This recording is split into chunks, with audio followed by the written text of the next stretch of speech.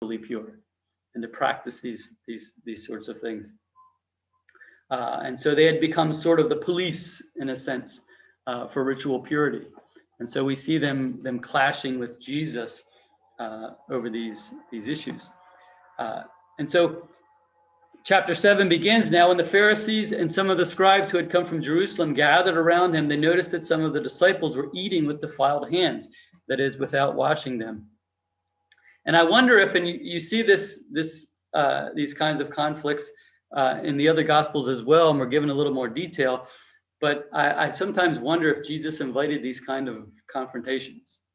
In other words, they're going in to eat, and he knows Pharisees are going to be there, and so I can imagine him telling his disciples, we're not going to wash our hands. Let's see what happens. But for a good reason, not just to annoy someone, but to draw out his rivals and to have these kinds of conversations, these kinds of teaching moments. And so Mark tells us parenthetically, for the Pharisees and all the Jews do not eat unless they thoroughly wash their hands, thus observing the tradition of the elders. And so what's the tradition of the elders? Well, you've got the Mosaic law. And then what had happened, the Pharisees had developed these practices around the law. And part of their thinking was, we went into exile 500 years ago for not keeping the law, for violating the covenant. And so we want God's favor on our nation. And so we needed to be all the more careful about keeping the law. So their instincts were good, but the problem was the law became the thing. And this tradition rose up around the law, and it was an oral tradition specifying how things were to be practiced. So to keep holy the Sabbath, that's what you're told. Work's not good, but what is work? You can't work on the Sabbath, but what constitutes work? Well, the tradition of the elders developed to specify what was work and what wasn't work. And so the tradition of the elders also specified that these ritual washings that were originally just limited in the Mosaic law to the priests were now, the Pharisees believed everybody should be doing these things. And so here, they notice Jesus' disciples don't eat. They eat without washing their hands. And so why do your disciples not live according to the tradition of the elders, but eat with defiled hands? The Pharisees asked. Jesus said to them, Isaiah prophesied rightly about you hypocrites. As it is written, this people honors me with their lips, but their hearts are far from me. In vain do they worship me, teaching human precepts as doctrines. And so Jesus is quoting Isaiah chapter 29, verse 13. Isaiah is prophesying 500 or 600 years before the coming of Christ. And his generation was very much the same in the sense that they were practicing the requirements of their faith, the temple worship, and so on. But in their hearts, they were alienated from God. In other words, oftentimes they were acting hypocritically, worshiping other gods and violating God's law, the Ten Commandments, and so to speak. And so Isaiah spoke these words of that generation, and Jesus says, "This is true of you. Your hearts are far from me. You're practicing the same sort of hypocrisy that your forefathers practiced." He says, you abandon the commandment of God and hold to human tradition. And the word for tradition there is the Greek word paradosis. And so Jesus goes on to cite another example of tradition, the Pharisaic tradition that clashes with the will of God. And so he says, then he said to them, you have a fine way of rejecting the commandment of God in order to keep your tradition. For Moses said, honor your father and mother, and whoever speaks evil of father or mother must surely die. But you say that if anyone tells father or mother, whatever support you have made from, you might have made from me is korban, that is an offering to God, then you no longer permit doing anything for father or mother, thus making void the word of God through your tradition that you have handed on. And so Jesus is pointing out this idea of korban, and korban meant simply that if you said something was korban, it was something that you had set aside to offer to God, to make an offering in the temple. And so what Jesus, which in and of itself is a good thing, but what Jesus is taking issue with is the deceptive, almost like a tax shelter in a way. You know, you owe your parents this support, you've got this money, and you say, this is korban. You know, I'm dedicated it to God. So there's a great hypocrisy there, because part of it may have been a desire to look impressive in front of other people. That I've got this great gift to give to God. But what are you doing in essence? You're leaving your parents without the support that God's commanded you that you owe them. And so their hypocrisy is evident there. And so often passages like this, that where Jesus is condemning tradition, are often used to condemn the Catholic teaching on authoritative tradition, as if Jesus was opposed to tradition in general. But what he's not condemning here is not tradition. What he's condemning is human tradition that conflicts with the will of God, that nullifies the will of God. Because tradition really it's important. What does tradition do? Tradition is a way of passing on the faith. It's vital. When tradition's lost, it doesn't take long for the faith to be lost. And so traditions are important. And in fact, the scriptures themselves are apostolic tradition. They are the teachings of the apostles. They put in writing. It's their authority. And so Jesus is not condemning tradition per se. He's condemning tradition that violates God's will, that contradicts God's will, that doesn't come from God. It doesn't mean there's not tradition, authoritative tradition, that does come from God, which is what the Catholic Church has. And St. Paul recognized this as well. In 2 Thessalonians chapter 2, verse 15, he writes, "So then, brothers and sisters, stand firm and hold fast to the traditions that you were taught by us, either by word of mouth or by letter." And so it's interesting when you come to different translations of the scriptures. The word there, tradition, is the same word, paradosis, that we find in the Gospels when Jesus is taking issue with the Pharisees. But if you read a translation of scripture that's written within the Protestant tradition, oftentimes that word is not translated as tradition in St. Paul. It's translated as teachings. And so that can lead to this misunderstanding that tradition itself is a bad thing. But then Jesus says, where does true defilement come? It doesn't come from the outward things. It doesn't come from a failure to wash your hands before you eat, or so on. But true defilement comes from the inner man, from the heart. He says, listen to me, all of you, and understand there is nothing outside a person that by going in can defile, but the things that come out are what defile.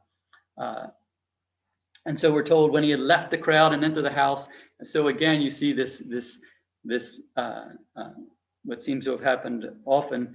You know, Jesus speaks in public, and then he goes into private, and his disciples say, what were you talking about? Explain it to us. And he says, do you also fail to understand? Do you not see that whatever goes into a person from outside cannot defile, since it enters not the heart, but the stomach, and goes out into the toilet or the latrine? And then we're told parenthetically that thus he declared all foods clean. In other words, he's conflicting with the Pharisees over their tradition with regard to eating. But in this same instance, he takes this huge step forward in declaring not only that their traditions are human traditions, but now a new age has come. All foods are clean, Mark tells us. And so a great barrier is removed, because Jesus's kingdom is not just a kingdom for the Jews, right? But it's Jew and Gentile alike. And where is history moving? It's moving towards the unifying of all things in Christ, all people. And so to eat together is an important expression of unity, of oneness, of being part of the same family, sharing the same table, which under Jewish, the old covenant, couldn't be done by Jews and Gentiles. But now Jesus says all foods are clean. And now he opens the way for that unity that his kingdom is going to bring. And he said, it is what comes out of a person that defiles, for it is from within, from the human heart, that evil intentions come. Fornication, theft, murder, adultery, avarice, wickedness, deceit, licentiousness, envy, slander, pride, folly, all these things come from within, and they defile a person. And so this is the emphasis of Jesus' ministry. It's on inner purity. It's on the heart. That's where sin lies, and that's where it needs to be rooted out. So then we're told from there he set out and went away to the region of Tyre. And so he's heading west. He's heading toward the coast of Canaan into Gentile territory. And an interesting statement here. He entered a house and did not want anyone to know he was there. So you wonder if he was trying to get away for a retreat, some time of quiet and peace and prayer. And then we read, yet he could not escape notice. So his reputation has been trumpeted all over that region. He goes outside of Jewish territory and they know who he is. Word gets out that he's there. And so this woman, and again, what we see is desperate people seeking Jesus out, confronting him. When do we go to Christ? When do people come to Christ? It's when they've come to the low point, to the point of desperation, when they can turn nowhere else. And so this woman hears of this rabbi, this Jewish rabbi who is in her town, and she's not even Jewish, she's Gentile. We're told she's a Syrophoenician woman. And yet she, in her desperation, comes to him, and we're told she bowed down at his feet. Now the woman was a Gentile of Syrophoenician origin, and she begged, and we'll see this word multiple times that captures their desperation. She begged him to cast out the demon from her daughter. He said to her, let the children be fed first, for it is not fair to take the children's food and throw it to the dogs. And this is one of the difficult statements Jesus makes. And you get a picture of his personality. Jesus wasn't always nice in the way that we think of niceness. He had an edge to him. And so why is he calling her a dog? Well, I mean, we used to use that term when I was a kid, and it was not a compliment. The Jewish people, dogs were not kept as pets. Dogs in the Middle East were filthy animals, and I saw this when I went to El Salvador a number of years back for a mission trip. We were eating outside around these tables, and these stray dogs are just around us the whole time. And the El Salvadorans dealt with them all the time, and they would kick them, and the dogs would only run a little bit away, and then they would start looking for, how they can get back close to the table, and that's what they did. They were scavengers. They lived on the streets, and so that's the way it was in the Middle East. Dogs were unclean, and the Gentiles, because they were outside the Jewish covenant and didn't practice the ritual cleanliness, and they weren't circumcised, they were considered unclean, covenant outsiders, and that's what dogs meant. They were outsiders to the covenant. They were unclean, and so Jesus uses this Jewish term and says, creates an image. The children must be fed first, for it is not fair to take the children's food and throw it to the dogs. And so what is Jesus doing here? Is he being unkind? No, he's being provocative in the way he is with his parables. Jesus tries to draw people out. You say you have faith. Let's see how much faith you have. And so he says something that should be off-putting, and yet what does it do? It elicits a response to Jesus that even it surprises him, her response. She answered him, Sir, Even the dogs under the table eat the children's crumbs. And so what is her response? It shows her persistence and it shows her humility. She doesn't get offended. She receives it and then presses on. Then he said to her, for saying that, you may go. The demon has left your daughter. So she went home, found the child lying on the bed, and the demon gone. And so the blessings of the kingdom through the ministry of Jesus are coming to the Gentiles as well. And we see here the faith of a Gentile in contrast to the unbelief of the Jewish leadership, right? Jesus said, just come from meeting with the Pharisees, his conflict with the Pharisees, their unbelief. And then this Gentile woman is falling at his feet, begging him to heal her daughter from this demonic possession. Then he returns from the region of Tyre, so he's heading south again, and went by way of Sidon towards the Sea of Galilee. So back into to Jewish territory, but through Jewish territory into the Decapolis, which again is a Gentile region. And again we read that they brought to him a deaf man who had an impediment in his speech, and they begged him to lay his hands on him. And he took him aside in private, away from the crowd, put his fingers into his ears, and spat and touched his tongue. So he probably spat on his finger and touched the man's the tongue.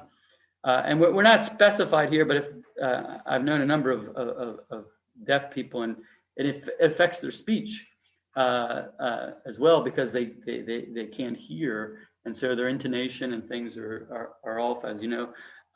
But here it seems that the man also had some sort of a problem. It wasn't just his hearing, but his speech as well. And so Jesus touches his tongue. He sighs deep within himself, which is an interesting thing to meditate on, because you wonder if what's that? Freak out these days. Oh yeah. Well, I didn't even think about that. Oh, I do. But yeah, the physical touch in that way, and then on the tongue and so on. But he sighs, and you wonder if there's that groaning in him that of what sin is doing to his creation, and so, but he sighs, and then he speaks in Aramaic, Ephatha, that is, be opened. And immediately his ears were opened, his tongue was released, and he spoke plainly. Then Jesus ordered them to tell no one. And this is interesting, because there's that messianic secret that we see. But the more he ordered them, the more zealously they proclaimed it. So I sat and tried to think about what would this like, and I think what's happening here is Jesus is very sternly saying, don't say anything about this. And the people, though they hear his voice, it's just so unbelievable that this man is now hearing, and now he's speaking clearly, that they just keep shouting and celebrating and proclaiming the gloriousness of what they've seen. They were astounded beyond measure, saying, he has done everything well. He even makes the deaf to hear and the mute to speak. And so again, his miracles are echoing what you read in the prophets about what's going to happen when the Messiah comes, right? The lame will walk, the deaf will hear, the mute will speak, the dead will be raised, all these things. His ministry is evidencing all that the kingdom of God was to be. The reign of sin is being beaten back, and disease and all the things that imprisoned and continue to hold men enslaved. Then we're told in those days, again, great crowds are following him. He'd been teaching and preaching, and again he finds himself with this great, huge crowd of people. They're hungry. They're in a desert place, and when we hear those sorts of things, we should think of Israel in the desert during after the Exodus. And we read here, Jesus says, I have compassion for the crowds, because they have been with me now for 3 days and have nothing to eat. So Jesus' love for his people, his compassion for us. And so again, the stage is set for another miracle involving multiplication of bread. And so how many loaves do you have? Well, this time it's 7. Last time it was 5. And so he orders the crowd to sit down. We read about him giving thanks and breaking and passing the fish and the bread around. They ate and were filled. And then we're told last time it was 5,000. This time it's 4,000 people. And he sent them away, and immediately he got into the boat with his disciples and went to the district of Dalmanutha. And so again, though, following this miracle, another conflict with the Pharisees, who are now asking him for a sign, right? Asking him for a sign from heaven to test him. The crowds are hailing him as the Messiah. The miracles that he's doing are drawing people to him, are inspiring faith, but it's also threatening the authority of the Pharisees, their influence with the people. And so they want a sign. And who knows why they're asking a sign? Maybe they really want a sign because they really want a reason to believe, or maybe they're challenging him to do a sign because and from heaven, wonder if it's something spectacular, because maybe if he fails to do it, it can discredit him. Who knows? But Jesus says, truly I tell you, no sign will be given to this generation. And in Matthew's gospel, he says, no sign will be given except the sign of Jonah. That Jonah was 3 days in the earth, the belly of the whale. And so it's the sign of the resurrection. That's going to be the symbol, the sign. Just as Jonah was 3 days in the belly of the whale, the Son of Man will be 3 days in the earth. And so he refuses the sign to the Pharisees. Then we pick up again with his discussions with his disciples. The disciples had forgotten to bring any bread, and they only had 1 loaf with them in the boat, which is an interesting statement. They only had 1 loaf with them in the boat. He cautioned them, saying, watch out, beware of the yeast or the leaven of the Pharisees and the leaven of Herod. And so leaven there is a symbol for their teaching, for their hypocrisy. It's a danger to those who would listen to them. And so Jesus has warned them about that, but they're immediately thinking about physical bread, right? It is because we have no bread, they said to one another. And becoming aware of it, Jesus said to them, why are you talking about having no bread? Do you still not perceive or understand? Are your hearts hardened? Do you have eyes and fail to see? Do you have ears and fail to hear? Do you not remember? When I broke the 5 loaves for the 5,000, how many baskets full of broken pieces did you collect? And so they're very specific now with numbers, and the numbers have a meaning. So he's asking them, don't you get it? Don't you understand? And he said, how many baskets full of broken pieces did you collect? They said 12. And the 7 for the 4,000. And how many baskets full of broken pieces did you collect? And they said to him, 7. Then he said to them, do you not understand yet? And so the 12 is Israel, the 12 tribes of Israel. The 7, when Israel went into Canaan, they were told there are 7 nations greater and stronger than you, these Gentiles peoples. And so the 7 likely refers to those 7 nations, to the Gentiles, the 12 to the Jews, the 7 to the Gentiles. And so what's the image there? God will feed his people. Jesus has shown them that twice now, that he's going to feed his people, all his people, the whole world. But what is he going to feed them? He's going to feed them himself. He's the bread of life. He is the food that brings eternal life, which is what's interesting when you think about at the beginning of this account, we're told they had 1 loaf with them. Well, the bread of life was with them. They had the bread. And Jesus has done these miracles because they're supposed to see that the bread isn't the thing, that he's the thing. He's the one they should look to. And so they came to Bethsaida, so back across the Sea of Galilee. Some people brought a blind man to him and begged him, again, begging, desperation, to touch him. He took the blind man by the hand and led him out of the village. And when he had put saliva on his eyes, and it literally says spit into his eyes. So, I just think of And the guy going, come on, Jesus. Oh, man. I doubt it. Jairus's daughter was you just spoke, and she rose from the dead. No, he wouldn't have been. I don't think he would have. If you're blind, you'll say, whatever you need to do it. So, but it's saliva in his eyes. Then he puts his hands on him, and then he asked him, can you see anything? And the man looked up and said, I can see people, but they look like trees walking. And so his vision isn't clear yet, but the fact that he recognizes the idea of a tree indicates that he could probably see before. He probably became blind by an accident or a disease or something, and Jesus is restoring his sight. And so Jesus laid hands on his eyes again, we're told, and he looked intently, and his sight was restored, and he saw everything clearly. Then he sent him away to his home, saying, do not even go into the village. And so what's happening here? I mean, obviously, the man's sight's being healed, but why the two stages? Why did Jesus try something and it didn't quite work, so he had to do something a little different?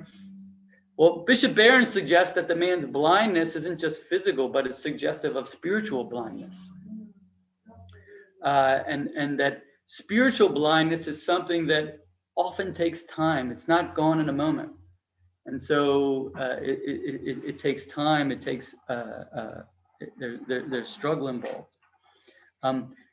But there's also, if we see it as a spiritual blindness as well, the idea that Jesus first brings him outside of the village before he can heal him, and then after he's healed him, what does he tell him? He tells him, do not go back into the village. And so what's going on there?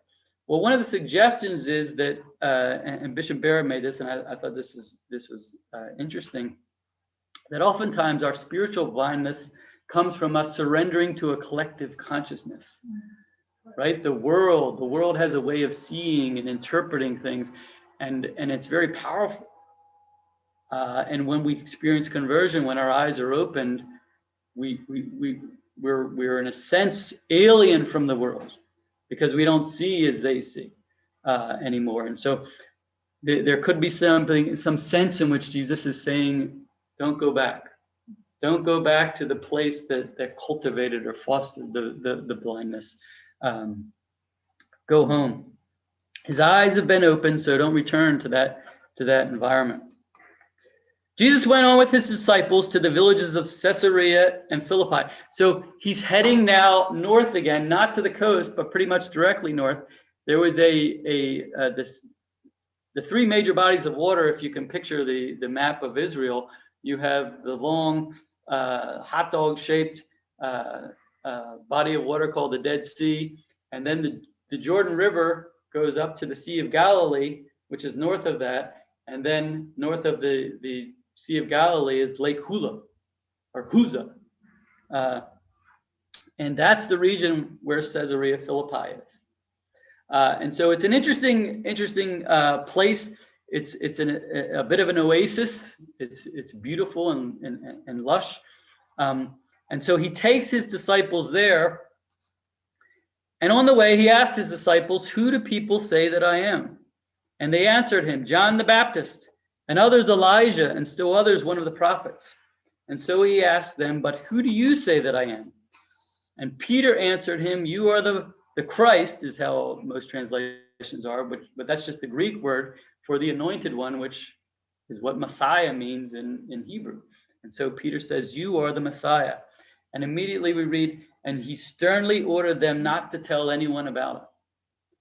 And so you've got the Messianic secret, and there's a number of explanations, as we said before, but I think the best one is that the Romans understood that Messiah, that word, that expectation for the Jews had revolutionary overtones. And why? It's because those who had come before Jesus had claimed to be Messiah were that. They were warrior kings. They were brigands. They were rebels. And so you've got like Judah the Maccabee. If you read the story of the Maccabees, Judah the Maccabee, he didn't claim to be Messiah, but those who followed him started to believe he was Messiah when he was winning these great victories over their Greek oppressors at the time, when he liberated Jerusalem, when he rededicated the temple, these very Messiah-like actions. But he was eventually killed in battle, but he became the paradigm for the model for what Messiahship was. And the Messiah, of course, was going to be a son of David, but what was David but a warrior who defeated Israel's enemies? And so the expectation was that a Messiah was coming and that he would lead them to victory over their enemies. And of course, in Jesus' day, it was the Romans. And so they were expecting this great liberation. It's also interesting that in Jesus' day, there was I like to call it Messianic Fever. There was this expectation that the Messiah was coming at that time. And there was good reason for them to think that, because you had this prophecy in Daniel, and Daniel had lived in Babylon and then in Persia, in Mesopotamia, about 500 years before Jesus. And then in the book of Daniel, you read this prophecy that 70 years are appointed for and there's a whole number of things, the revealing of the Most Holy One and the cleansing of the temple and the restoration of Jerusalem. And so they interpreted that as 70 times 7, 70 weeks of years. And so 70 times 7 is what? 490. So if Daniel's writing somewhere around 500, you do the calculations, you're right there at the time of Jesus. And so this had stirred up in the Jewish people this expectation that the Messiah was coming. And one of the factions among the Jews were known as the Zealots. And the Zealots had originated with a man named Judah the Galilean, who in 6 AD had raised an army and caused problems for the Romans for a time before he was captured and killed. But his belief and the belief of the Zealots was that they needed to get the battle started. Violent revolution was faithfulness to God. The Romans were there. They were defiling the land. They were defiling their temple. And God was going to come, and he was going to rescue and deliver his people. And so the Zealots believed that if they got the fight started, that the Messiah would come and he would rescue them. And so you had this tension in Jesus's day that it was like a powder keg, and it just needed a spark to light. And it was fed by this messianic expectation and aggravated by the increasing oppression of the Romans. And so Jesus comes into the midst of this, and they're saying, here his own followers are saying, you're the Messiah. And Jesus knows what they're thinking when they say that they're thinking, this is it. You're doing these miracles. God is with you. You're going to lead us to victory over the Romans. And so, again, Jesus tells them sternly not to. Why? Probably because if the Romans start hearing this, they're going to be all over him, and he's not going to be able to fulfill his ministry as he needs to before he dies. And so right here you have a turning point in the gospel, because Jesus now his disciples have recognized him. They've said it, and now he's going to redefine for them, what does it mean to be a Messiah? What does Messiahship mean? And so we're told in verse 31, then he began to teach them that the Son of Man must undergo great suffering and be rejected by the elders, the chief priests and the scribes, and be killed, and after 3 days rise again. He said all this quite openly, and Peter took him aside and began to rebuke him. So this doesn't compute. The Messiah is to lead them to victory, and yet you're telling us you're going to be captured and you're going to die. That means you lost. That means they won. And so Peter took him aside and began to rebuke him, but But turning and looking at his disciples, Jesus rebuked Peter and said, "Get behind me, Satan, for you are setting your mind not on divine things, but on human things." And so he says, "Get behind me, Satan." So what's Peter doing? Peter is standing in the way. He's hindering Jesus from doing what Jesus has to do. And he's also thinking. He's thinking as a man would. He's thinking as Satan would. What does Satan want them to do? What does he want us to do? He wants us to turn to violence, to bring about the kingdom of God, to take up the sword, to take up a gun, to bring about the kingdom of God. And what does that do? Violence only perpetuates violence. Your enemies are angry. They'll submit if you're strong enough. But what are they doing? They're calculating and waiting for their moment so they can turn the tables. And so it just perpetuates this cycle of violence. It perpetuates hatred. It perpetuates bitterness. And so Jesus has another way. His kingdom comes about another way.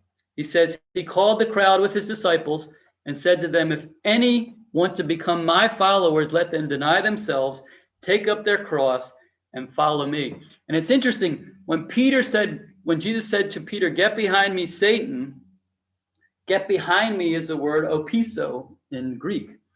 When Jesus says, "If anyone wants to become my follower, let them deny themselves, take up their cross, and opiso," he uses the same word, which suggests that when he says to Peter, "Get behind me, Satan," he's not saying, "Get out of my face." He's calling him Satan as a rebuke to say, you're thinking, you're following to the trap of the adversary. But he's saying, "Get behind me," and your place is not in front. Your place is back here. You need to walk in my footsteps. Anyone who's to be a follower of me has got to walk in my footsteps. And what does that mean? It means to take up your cross. And so Amber from Lansdowne sent a question in. We're like a radio show here. But she's on the Zoom. It was a great question. When Jesus says, "Take up your cross," how would they have known what he was talking about then? Well, crucifixion originated with the Persians a couple of centuries before Jesus was born. And then the Romans had taken it up as a punishment. And so by Jesus' day, it was a very common punishment. We mentioned earlier Alexander Gennaeus, who was a Jewish king or a Hasmonean ruler. He had conflict with the Pharisees, and he crucified 700 of them. When Jesus was a little baby, a Messianic claimant had risen up, and Herod's son, who succeeded him, put down the rebellion and then crucified the 2,000 rebels to make a show of them. And so they knew what crucifixion was. They saw crucifixion. Crucifixion was used by the Romans to intimidate and scare. And so Jewish rebels were regularly crucified. And they would leave the bodies hanging there as a reminder. This is what happens. And what happens to the body? It's rotting. Birds are coming and eating the flesh of the corpses. And so for Jesus to say this, to say, "If you want to be my disciple, if you want to follow me, this is what it's going to be," right? It's not going to be us holding our swords in the air, shouting in victory as we stand on the necks of our enemies. You're going to take up your cross. You're going to go to your death. You're going to suffer. And so just putting yourself in that position and hearing that for the first time, that would be shocking. That would be disconcerting. That would be counterintuitive. It makes no sense. But that's what Jesus calls. And for us, it makes no sense when we're actually, and I'll admit this for myself. Theoretically, when I stand here and talk about this, it sounds very inspiring and so on. But just in those little moments when somebody insults you, when you're made to look foolish, and what does the cross call us to do? It calls us to keep quiet, to take it, to not lash out. At that moment, it seems like madness. it seems crazy. It seems like suicide. And that's what this would have seemed to them. This is suicide. These people have swords and armies, and they're oppressing us, and they're killing our brothers and our fathers, and they're stealing from us, and we can't feed our families, and we're just supposed to take up our cross. And so I actually put up this graphic years ago. If you remember that image when ISIS captured those Egyptian Christians, and there was the image of them on the beach, and they all had their orange jumpsuits on, kneeling in front of their executioners, black hooded executioners that were standing behind them. And I just thought about this. I said, what would Jesus say? What image would capture today what Jesus was saying to them when he said, take up your cross? And I thought, if you want to be my disciple, you need to put on your orange jumpsuit and kneel in front of your hooded executioner. That's what I'm calling for. And so that's what you see here. And so he says these things that really are counterintuitive, but really the world is upside down now. It's what G.K. Chesterton says. When Jesus says seems like he's turning the world upside down, but he's really turning the world right side up when he says these things. For those who want to save their life will lose it. Those who lose their life for my sake and for the sake of the gospel will save it. For what will it profit them to gain the whole world and forfeit their life? And the word there, the Greek word that's translated life, can also be translated soul. And so I think sometimes it's a little more powerful, because we're all going to lose our life at some point. But the soul, for those who want to save their soul, will life works better in that one. But the for what will it profit a man if he gain the whole world and forfeit his soul? So that eternal aspect of ourselves. But the idea is we need to give up our agenda. We need to lay down our lives, and then we'll find life. But we won't know it till we do.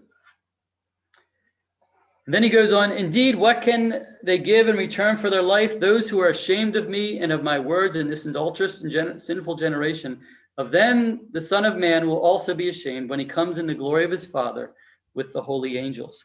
And so right after he tells them something that would shock and disconcert and make them think, this guy's crazy, I'm out of here. He says, those who are ashamed of me and of my words in this adulterous and sinful generation, of them the Son of Man will also be ashamed when he comes in the glory of his Father with the holy angels. And so faith, you see, to follow Jesus is to grit your teeth and just move forward.